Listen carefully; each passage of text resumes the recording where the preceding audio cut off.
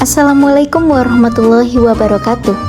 Halo semuanya, perkenalkan nama saya Nur Adila Fauzia dengan NIM 137 Prodi Pendidikan Guru Sekolah Dasar. Kesempatan kali ini saya akan mempresentasikan materi yang berjudul Pendekatan Filosofis Terhadap Pendidikan Inklusif Menghadapi Isu Keadilan dan Kesetaraan. Baik, untuk materi kali ini memiliki latar belakang. Yang pertama, pendidikan inklusif menekankan hak semua anak untuk belajar. Yang kedua, dihadapkan pada tantangan moral, struktural, dan budaya. Yang ketiga, pendekatan filosofis membantu memahami konsep keadilan dan kesetaraan. Selain latar belakang, materi ini memiliki rumusan masalah. Yang pertama, bagaimana konsep keadilan dan kesetaraan secara filosofis. Yang kedua, tantangan dalam mewujudkan pendidikan inklusif.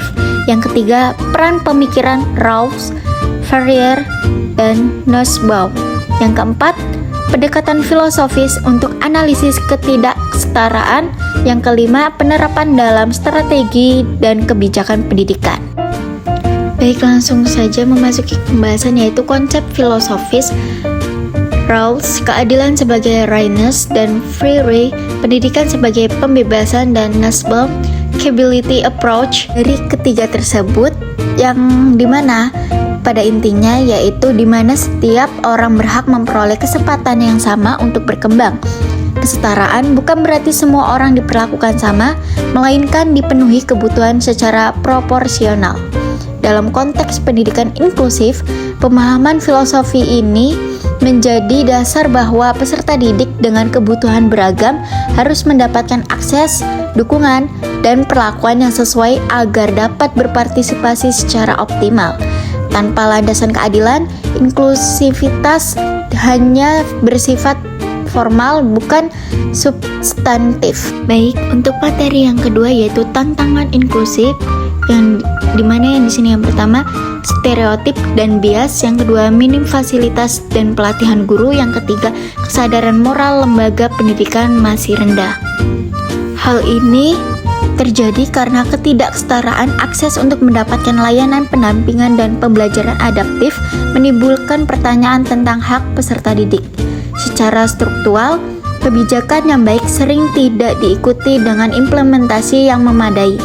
Hambatan-hambatan ini menunjukkan bahwa setiap persoalan inklusivitas tidak hanya teknis, tetapi juga menyangkut nilai dan kesadaran moral lembaga pendidikan. Untuk materi selanjutnya yaitu ada pendekatan filosofis. Yang pertama ada etika normatif, yang dimana dapat digunakan untuk menilai apakah kebijakan pendidikan inklusif telah mencerminkan prinsip moral yang adil. Yang kedua ada pendekatan filsafat sosial, membantu mengkaji struktur sosial yang menimbulkan diskriminasi dan marginalisasi. Yang ketiga ada pendekatan kritis, yaitu untuk mengungkapkan relasi kuasa di kelas, bias kurikulum, dan kebijakan yang tidak sensitif terhadap keberagaman. Baik, yang selanjutnya yaitu ada penerapan dalam pendidikan. Yang pertama ada dukungan proporsional untuk siswa, yang kedua ada relasi dialogis ala Freire, yang ketiga pembelajaran fleksibel berbasis kapabilitas. Dari ketiganya bisa kita simpulkan dalam kebijakan pendekatan filosofis menentukan pemerintah untuk membuat regulasi yang memberikan akses setara, memperkuat pelatihan guru, dan memastikan sumber daya dialokasikan secara adil. Dengan demikian, pendidikan inklusif tidak hanya menjadi slogan, tetapi berubah menjadi praktik nyata yang memberdayakan setiap peserta didik. Baik, yang selanjutnya yaitu ada kesimpulan dari materi yang sudah saya jelaskan, yang dimana di sini saya dapat menyimpulkan yang pertama, pendidikan inklusif memerlukan dasar filosofis agar adil dan bermakna. Yang kedua, setiap siswa berhak berkembang sesuai kebutuhannya. Baik, itu saja materi yang dapat saya sampaikan. Kurang lebihnya saya mohon maaf. Saya akhiri, wassalamualaikum warahmatullahi wabarakatuh.